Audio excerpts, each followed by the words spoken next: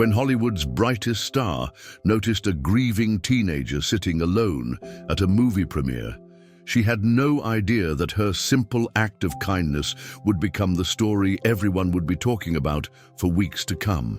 The red carpet was buzzing with excitement, cameras flashing like lightning, and celebrities posing for the perfect shot. But in the midst of all this glamour, something beautiful and unexpected was about to unfold that would remind us all what true compassion looks like. Comment where you're watching from today, because this story is going to touch your heart in ways you never expected.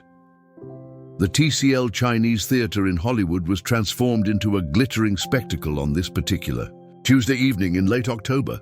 The iconic venue, with its ornate Chinese architecture and hand and footprints of legendary stars embedded in concrete, served as the perfect backdrop for what was being hailed as one of the most anticipated film premieres of the year. Massive spotlights swept across the darkening sky, their beams creating dramatic patterns against the backdrop of the Hollywood hills.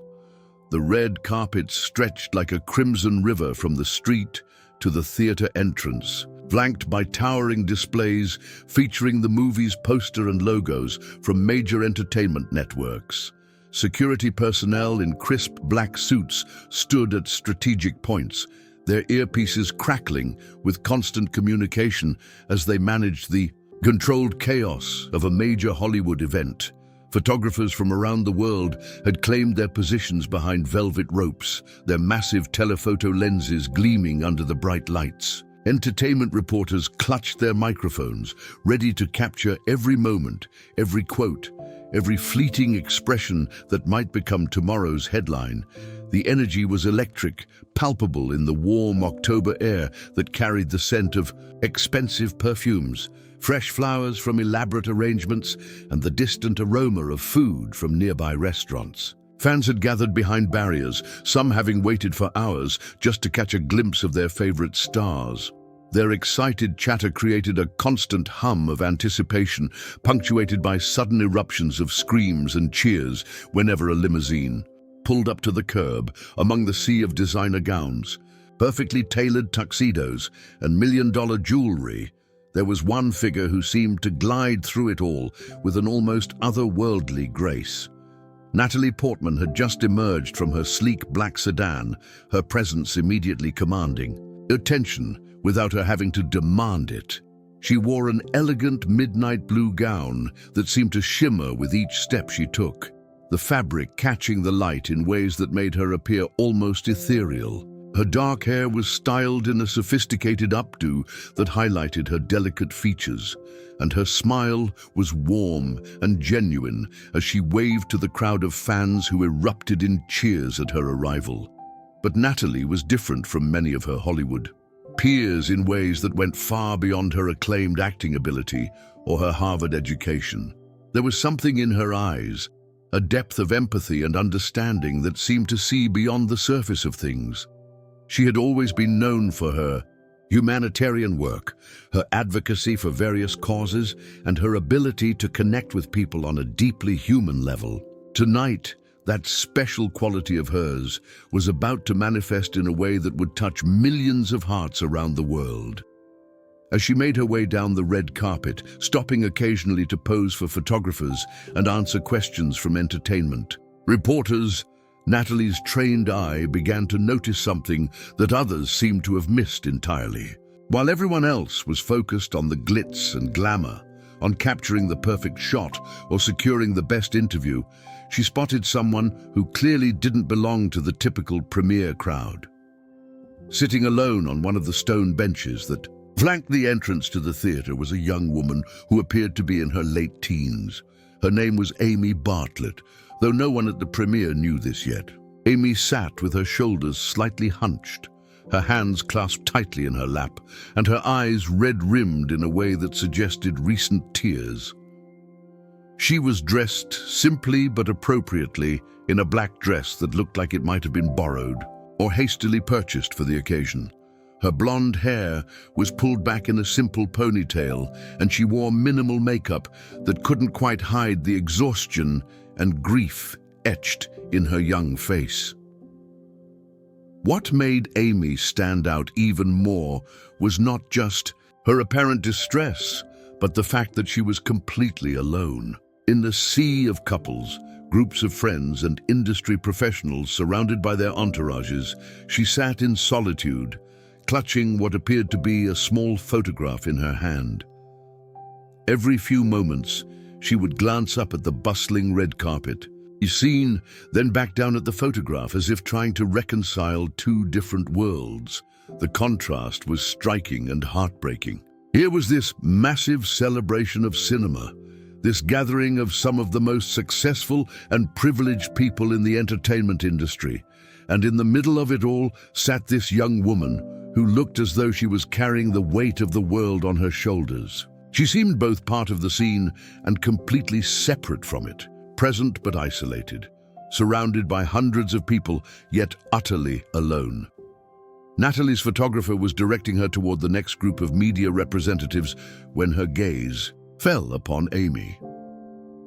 The actress paused mid-step, her professional smile faltering for just a moment as she really looked at this young woman. There was something about Amy's posture, about the way she held herself, that spoke to Natalie on a deeply personal level. Perhaps it was the recognition of grief, something that transcends age, status, and circumstance. Perhaps it was simply the basic human instinct to reach out to someone who appeared to be in pain. Whatever the reason, Natalie found herself unable to simply walk past.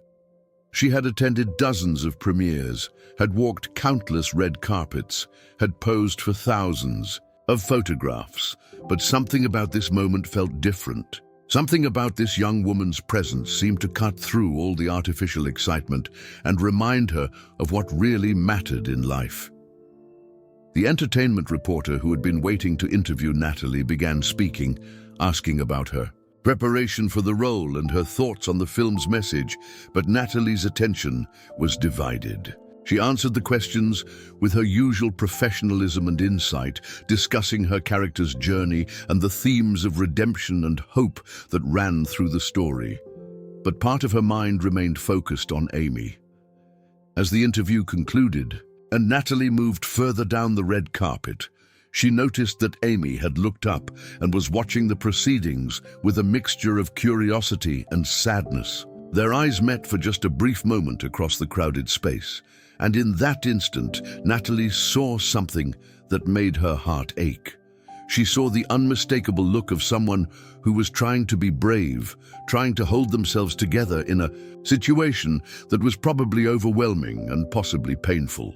The actress continued with her red carpet obligations, posing with her co-stars, chatting with other celebrities, and participating in the choreographed dance of publicity that surrounds every major film release. But throughout it all, she found her gaze returning to Amy.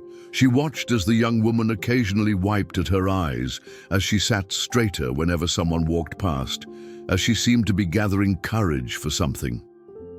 Daniel Lopez, Natalie's publicist, appeared at her elbow with his ever-present clipboard and phone, ready to guide her to the next scheduled appearance. He was a seasoned professional who had managed the careers of numerous A-list actors, and he prided himself on keeping events running smoothly and on schedule. But as he began to outline the remaining interviews and photo opportunities, he noticed that his client's attention seemed elsewhere. Following Natalie's gaze, Daniel spotted Amy sitting on the bench. His trained eye immediately categorized her as either a fan who had somehow gotten too close to the event, or possibly someone who was lost or confused about where she should be. In his world, anyone who didn't fit the typical premiere profile was potentially a security issue, or at least a disruption to the carefully planned evening. But Natalie's perspective was entirely different. Where Daniel saw a potential problem, she saw a young person in need of compassion. Where others might have seen someone who didn't belong, she saw someone who was exactly where she needed to be, even if she didn't know it yet. The complexity of the situation was beginning to unfold in ways that none of the premiere's organizers had anticipated. This was supposed to be a straightforward celebrity event, a marketing opportunity for the film, a chance for stars to promote their work and connect with fans. Instead, it was becoming something more meaningful, something that would challenge everyone present to think about what truly matters when someone is hurting. Amy's story, which would soon become intertwined with Natalie's in the most unexpected way, was one of loss, hope, and the power of human connection. She hadn't come to the premiere as a typical fan or industry insider.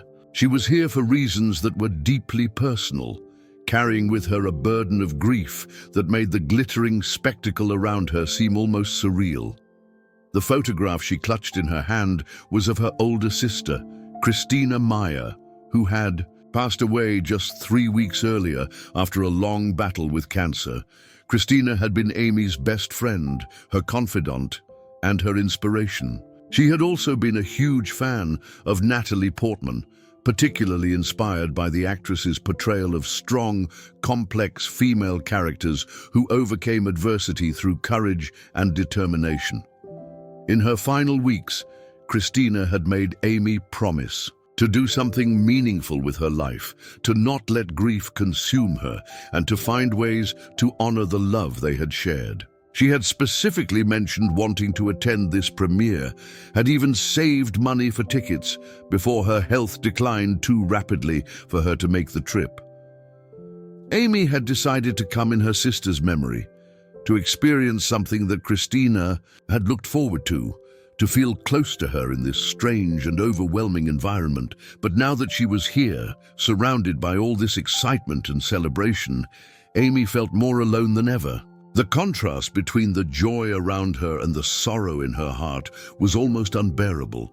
She had thought that being here might help her feel connected to Christina's memory. But instead, it was highlighting just how much she had lost, how different her world had become without her sister's presence. As the evening progressed and more celebrities arrived, Amy began to question whether coming here had been a mistake. She felt out of place, overwhelmed by the noise and the crowds, and uncertain about how to navigate this unfamiliar environment. Several times, she considered leaving, but something kept her rooted to that bench, as if Christina's spirit was encouraging her to stay, to be open to whatever might happen. The universe, it seemed, was preparing to deliver something extraordinary, something that would transform this night from a painful reminder of loss into a beautiful testament to the unexpected kindness that can emerge when we least expect it. Amy had no idea that her presence had already been noticed by someone who would soon change everything, someone who understood that true star power isn't about fame or fortune, but about the courage to reach out to another human being when they need it most. The stage was set for an encounter that would remind everyone present that sometimes the most important moments happen not in front of the cameras, but in the quiet spaces between the spotlight and the shadows, where one person's pain meets another person's compassion, and magic happens. The red carpet interviews were winding down, and the celebrities were beginning to make their way into the theater for the screening, when Natalie made a decision that would surprise everyone around her. Instead of following the carefully orchestrated path that Daniel Lopez had mapped out for her, she excused herself from her next scheduled photo opportunity and walked directly toward where Amy Bartlett sat on the stone bench. The move was so unexpected that it caught her entire team off guard. Christopher Fletcher, her longtime bodyguard, immediately tensed and began scanning the area for potential security threats. Jennifer Kelly, her assistant, fumbled with her phone, unsure whether this deviation from the schedule needed to be documented or managed. But Natalie moved with the quiet confidence of someone who knew exactly what she was doing, even if no one else understood it yet. As she approached Amy, Natalie could see the young woman more clearly. The grief was unmistakable now, written in every line of her posture, in the way she held that photograph as if it were the most precious thing in the world. Amy looked up as the actress approached, her eyes widening with a mixture of surprise and disbelief. For a moment, she seemed frozen, as if she couldn't quite process that one of Hollywood's biggest stars was walking directly toward her. "Hi there," Natalie said softly, her voice gentle and warm despite the chaos of the premiere continuing around them. "I'm Natalie. I couldn't help but notice you sitting here alone, and I wanted to make sure you were okay." Amy's mouth opened, slightly, but no words came out initially. She had imagined meeting Natalie Portman countless times, had rehearsed conversations in her head during the long nights when she couldn't sleep after Christina's death, but nothing had prepared her for this moment. The actress was even more beautiful in person, but more importantly, there was something in her eyes that spoke of genuine concern and kindness. I'm Amy," she finally managed to say, her voice barely above a whisper. "I didn't think... I never expected..." She trailed off, overwhelmed by the surreal nature of the situation. Natalie glanced at the photograph in Amy's hands, noting how carefully she held it, how her fingers traced the edges, as if memorizing every detail. "Is that someone special to you?" she asked, gently, settling down on the bench beside Amy without any concern for her expensive gown or the photographers who were beginning to notice this unexpected interaction.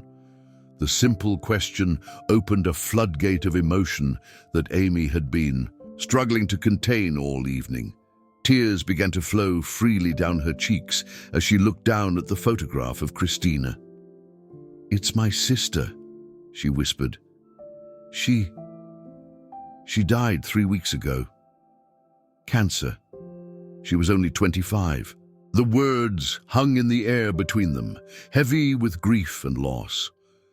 Natalie felt her own eyes begin to well with tears as she truly understood what she was witnessing. This wasn't just a fan who had somehow gotten close to the premiere. This was a young woman in the depths of mourning, carrying her pain to a place that held special meaning for someone she loved. "Oh, sweetheart," Natalie said, her voice filled with compassion. Without hesitation, she reached out and gently placed her arm around Amy's shoulders, pulling her into a warm embrace. The gesture was instinctive, motherly, completely devoid of the artificial interactions that typically characterize celebrity encounters. "I'm so sorry for your loss." Amy leaned into the embrace, surprised by how natural it felt, how much comfort she found in this unexpected kindness from a complete stranger. For weeks, she had been surrounded by well-meaning friends and family members who tried to console her with platitudes about time healing all wounds and Christina being in a better place. But Natalie's response was different. There was no attempt to minimize her pain or rush her through her grief. There was simply acknowledgement of her loss and genuine compassion for her suffering. "She loved you," Amy said through her tears, looking up at Natalie with red-rimmed eyes. "Christina was your biggest fan. She had posters of all your movies in her room, and she used to quote your characters when she needed to feel strong. When she was going through chemo, she would watch your films and say that if your characters could overcome their challenges, she could overcome hers too." Natalie's heart broke a little more with each word. She had always known that her work touched people's lives, but hearing about Christina's connection to her films in the context of such a personal struggle made the impact feel both more meaningful and more heartbreaking. "Tell me about her," she said softly. "What was she like?" And so Amy began to talk, the words flowing out of her as if a dam had burst.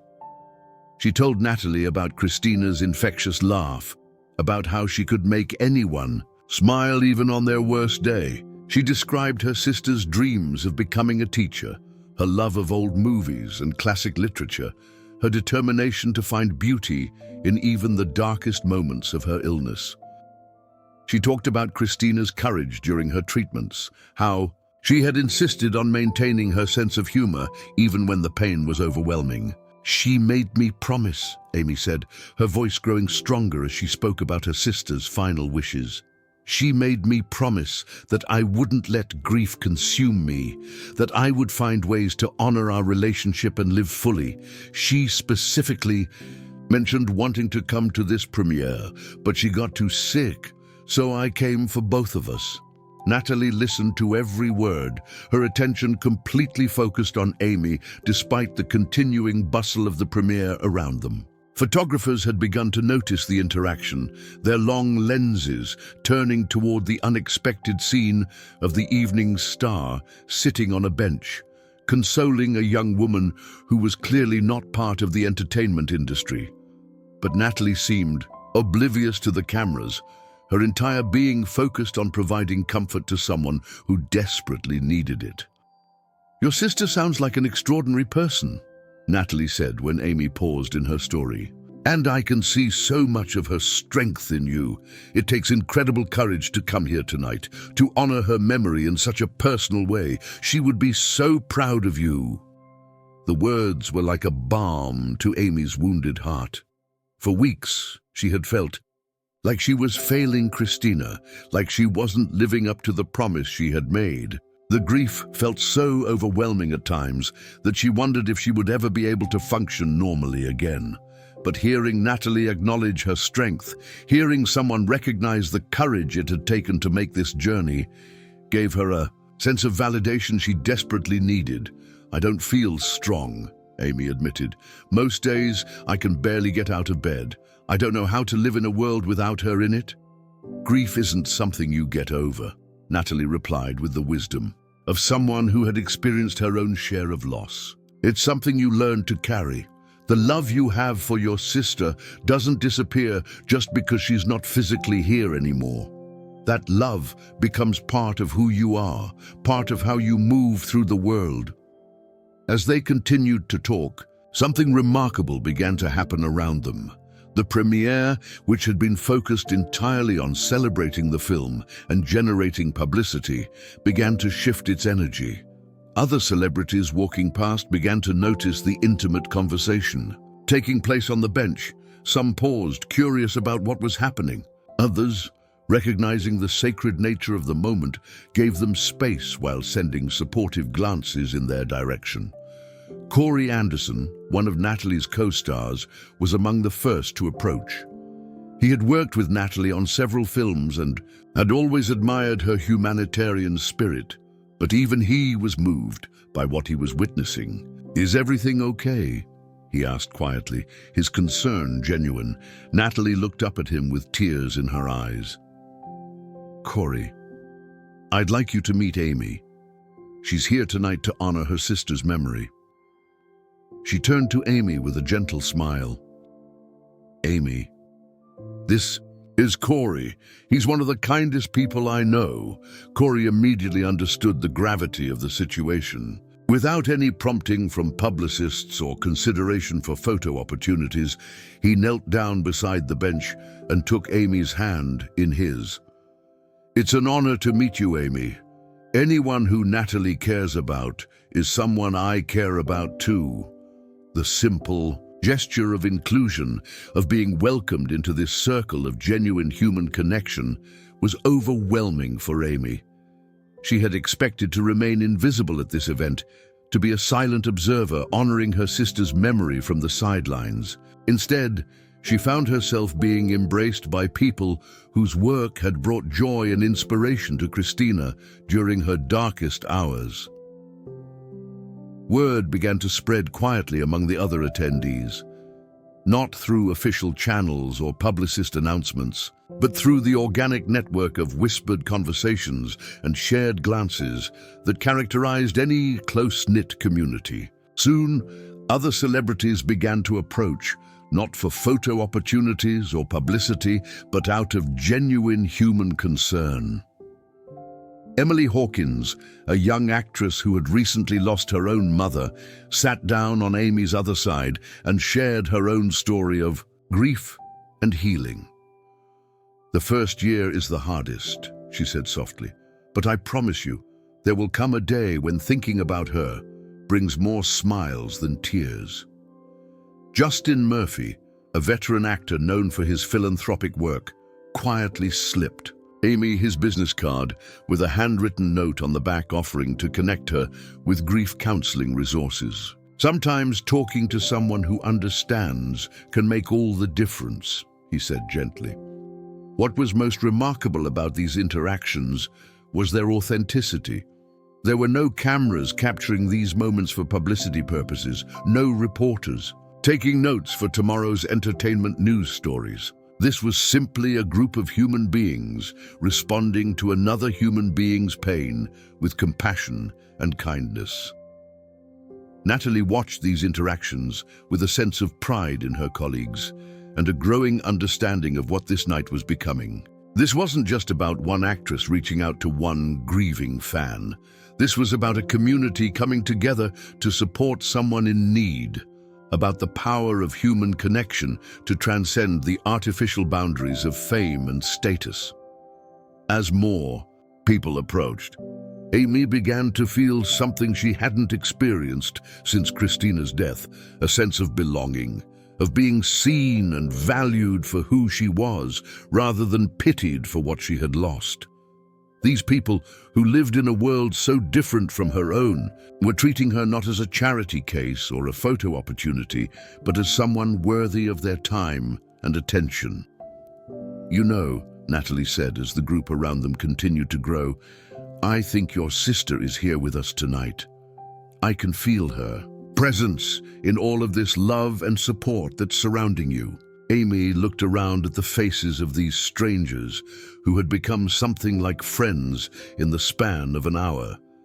And for the first time since Christina's death, she felt something that resembled hope. Maybe she could do this. Maybe she could find a way to carry her grief and her love forward into a life that honored her sister's memory, while still allowing her to experience joy and connection. The evening was far from over, and there were still surprises in store that would make this night even more meaningful than any of them could have imagined.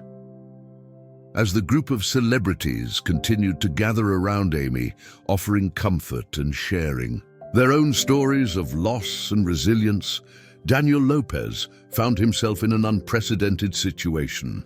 As Natalie's publicist, he was accustomed to managing carefully orchestrated events where every interaction was planned and every photo opportunity was calculated for maximum impact. But what was happening on this stone bench was entirely organic, completely unscripted and absolutely impossible to control. His first instinct was professional concern. The premiere was running behind schedule. Important industry executives were waiting to meet with Natalie, and there were contractual obligations for appearances and interviews that needed to be fulfilled. But as he watched his client sitting with Amy, as he saw the genuine emotion and connection that was unfolding, he realized that something much more important than a typical premiere was taking place. Daniel had worked with many celebrities over the years, had seen the full spectrum of human behavior that fame could produce. He had managed egos, handled crises, and navigated the treacherous waters of public relations for some of the most demanding personalities in Hollywood. But he had rarely witnessed anything as purely authentic as what he was seeing tonight. Approaching the group carefully, Daniel knelt down beside Natalie. "I hate to interrupt," he said quietly, "but the theater management is asking when you'll be ready to go inside for the screening." Natalie looked at him with eyes that were still bright with unshed tears. "Daniel, I need you to do something for me. I need you to arrange for Amy to be my guest for the screening and the after party. Can you make that happen?" Amy's eyes widened in shock. "Oh no, I couldn't possibly. I mean, I don't belong at something like that. I just came to feel close to Christina for a little while." "That's exactly why you belong here," Natalie said firmly but gently. "Your sister loved these films, loved the stories we tell. She should be represented here tonight, and you're her representative. Please, it would mean the world to me if you would stay." The request was so unexpected, so far beyond anything Amy had imagined when she had made the decision to attend the premiere, that she could hardly process it. She looked around at the faces surrounding her, at these people who had welcomed her into their circle with such warmth and acceptance, and felt Christina's presence more strongly than she had since her sister's death. "She would have loved this," Amy whispered, looking down at the photograph she still held. "She would have been so excited, so grateful. She used to say that movies were like windows into other people's souls, that they helped her understand that everyone struggles and everyone has the capacity for greatness." Corey Anderson leaned forward with a gentle smile. "Then let's give her the premiere experience she would have wanted. Let's make this night about celebrating her memory and the love you two shared." Daniel, despite his initial concerns about protocol and scheduling, found himself moved by the situation. He had been in the entertainment industry for over 2 decades, had seen countless examples of manufactured emotion and calculated kindness designed for public consumption. But there was nothing artificial about what was happening here. This was real human connection, real compassion, real love in action. "Consider it done," he said, pulling out his phone to make the necessary arrangements. Within minutes, he had coordinated with theater security to provide Amy with proper credentials, had arranged for her to be seated with Natalie's party, and had even managed to have a stylist discreetly touch up her makeup so she would feel more comfortable in the formal environment. As they prepared to move into the theater, something beautiful happened that none of them had anticipated. Word of Amy's story had spread throughout the premiere gathering, not through official channels or media reports, but through the quiet conversations and shared understanding that characterized genuine human community. Without any fanfare or announcement, other attendees began approaching Amy to express their condolences and share their own experiences with loss. Margaret Schaffer, a veteran actress known for her roles as strong maternal figures, embraced Amy warmly and whispered, "Your sister's love for you is written all over your face. That kind of love never dies." Gregory Wiggins, a director who had lost his own sibling years earlier, quietly pressed a small card into Amy's hand with the contact information for a grief support group that had helped him navigate his own journey through loss. But perhaps the most touching moment came when Holly Humphrey, a young actress who was just beginning her career, approached Amy with tears in her eyes. "I just want you to know," she said softly, "that hearing about your sister's courage during her illness has inspired me. I'm going to think about her whenever I face challenges in my own life. Her spirit is going to help me be braver." Amy was overwhelmed by the realization that Christina's story, Christina's courage, was already touching other people's lives in ways she had never imagined. Her sister had always believed in the power of stories to connect people, to help them, feel less alone in their struggles. And now Christina's own story was doing exactly that. As they made their way into the theater, Amy walking beside Natalie like they were old friends, the actress began to share more about the film they were about to see. "The story deals with themes of loss and redemption," she explained. "It's about a woman who loses someone very important to her and has to figure out how to rebuild her life while honoring that person's memory. I have a feeling your sister would have connected deeply with the message." The theater itself was a marvel of old Hollywood glamour, with its ornate decorations and plush red seating. Amy had never been in such an elegant venue, had never been part of such a sophisticated cultural event. But rather than feeling intimidated, she felt embraced by the experience. Every person she met treated her with genuine warmth and respect. And she began to understand that she wasn't just attending this premiere as an outsider looking in. She had become part of the community, part of the story that was unfolding. Natalie had arranged for Amy to sit directly beside her, and as the lights dimmed and the film began, Amy felt Christina's presence more strongly than ever. She could almost hear her sister's excited whisper, could almost feel her squeezing her hand during the emotional scenes. The movie was everything Natalie had promised it would be, a beautiful exploration of how love persists even after loss, how the people we've loved continue to shape us and guide us even when they're no longer physically present. During particularly moving scenes, Amy found herself thinking about conversations she'd had with Christina during her final weeks. Her sister had talked extensively about legacy, about how she wanted to be remembered, about the impact she hoped her life would have on others even after she was gone. Watching this film, surrounded by people who had been touched by Christina's story despite never meeting her, Amy began to understand that her sister's legacy was already growing in ways neither of them had anticipated. At the intermission, several people approached Amy to continue conversations that had begun outside the theater.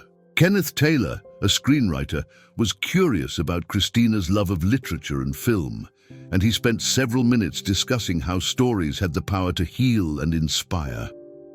Lisa Robinson, a producer, shared her own experience of losing a close friend and how creative expression had helped her process her grief. But it was Jennifer Brown, a documentary filmmaker, who presented Amy with an idea that would change everything.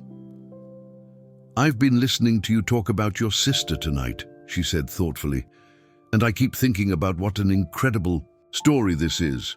Not just tonight, but Christina's whole journey, her courage, her impact on the people around her. Would you ever consider letting me document her story? I think it could help other people who are facing similar challenges." Amy was stunned by the suggestion. The idea that Christina's story could become something that might help other people, that her sister's courage and wisdom could reach beyond their small circle of family and friends, was both thrilling and terrifying. I don't know," she stammered. "I've never thought about anything like that." Natalie, who had been listening to the conversation, placed a gentle hand on Amy's arm. "You don't have to decide anything tonight," she said softly, "but I think your sister's story deserves to be told. The way she faced her illness, the love she shared, the impact she had on everyone around her. That's the kind of story that could give hope to people who desperately need it." As the second half of the film began, Amy found herself thinking not just about Christina's death, but about her life. For weeks, she had been consumed by the loss, by the absence, by the hole that her sister's death had left in her world. But tonight, surrounded by all these people who had been touched by Christina's story, she began to focus on the presence her sister had brought to the world, the love she had shared, the courage she had demonstrated. The film's climax was a powerful scene about letting go while holding on, about understanding that love doesn't end with death, but transforms into something different, something that can continue to nurture and inspire long after the physical presence is gone. Amy felt tears streaming down her cheeks, but for the first time since Christina's death, they weren't tears of pure sorrow. They were tears of recognition, of understanding, of a kind of bittersweet gratitude for having had such an extraordinary person in her life. When the credits began to roll and the audience erupted in applause, Amy found herself clapping not just for the film, but for the entire experience of the evening. She was applauding for Natalie's unexpected kindness, for the community that had embraced her, for the opportunity to honor Christina's memory in such a meaningful way, and for the growing sense that maybe, just maybe, she was going to be able to keep the promise she had made to her sister. The after-party awaited, and with it, even more opportunities for connection and healing that none of them could have anticipated. The after-party was held at an exclusive rooftop venue overlooking the glittering lights of Los Angeles, a space that had been transformed into an elegant garden setting, with thousands of twinkling lights strung between trees and flowing fabric that created intimate conversation areas. Throughout the expansive terrace, the view of the city below was breathtaking, with the Hollywood sign visible in the distance and the lights of downtown creating a sparkling carpet that stretched to the horizon. Amy stood beside Natalie at the edge of the terrace, still clutching Christina's photograph, but now her grip was less desperate and more reverent. The evening had transformed her relationship with her grief in ways she was only beginning to understand. "I keep thinking she can see all of this," Amy said softly, gazing out at the city lights. "She always said that Los Angeles looked like a galaxy of dreams, and standing here now, I understand what she meant." Natalie smiled, her own eyes reflecting the city lights below them. "I think she can see it, and I think she's proud of you for being here, for honoring her memory in such a beautiful way. You've shown incredible strength tonight."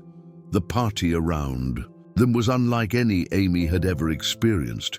Instead of the superficial networking and publicity-focused interaction she had expected, she found herself part of genuine conversations about life, loss, art, and the human experience. The story of her presence at the premiere had continued to spread organically throughout the gathering, and people approached her not with pity or curiosity, but with respect and interest in who she was as a person.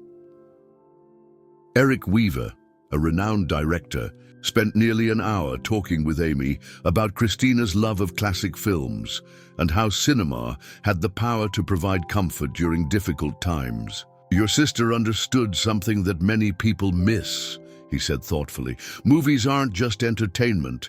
They're a form of emotional communion between strangers. When we watch a film that moves us, we're connecting with the experiences and emotions of people we've never met, and that connection reminds us that we're not alone in our struggles." The conversation resonated deeply with Amy, who remembered countless evenings she had spent with Christina watching old movies together, discussing the characters and their journeys, finding parallels to their own lives and challenges. She used to say that every character who overcame adversity was proof that we could overcome ours too, Amy replied. Even during her worst days in the hospital, she would talk about the strength she drew from the stories we had shared. As the evening progressed, Amy found herself at the center of an impromptu gathering of people who had been touched by her story. But what made the conversation so special was that it wasn't focused on her tragedy or her loss. Instead, it had become a celebration of Christina's life, a sharing of wisdom about resilience, and a recognition of the ways that love continues to manifest even after death. Dawn Myers, a screenwriter who specialized in stories about human resilience, was fascinated by Amy's description of her sister's final weeks. "The way you describe her determination to find meaning and beauty, even in the face of terminal illness, that's the kind of story that could help so many people who are facing similar challenges." Jennifer Brown, the documentary filmmaker who had approached Amy earlier, rejoined the conversation with renewed enthusiasm. "I've been thinking about our earlier discussion," she said, "and I keep coming back to the idea that Christina's story is exactly the kind of narrative that needs to be shared. Not as a tragedy, but as a testament to the power of love and courage in the face of adversity." Amy felt a flutter of both excitement and anxiety at the suggestion. The idea of sharing Christina's story with the world was simultaneously appealing and terrifying. "What would that even look like?" she asked tentatively. "It would be whatever you wanted it to be," Jennifer replied gently.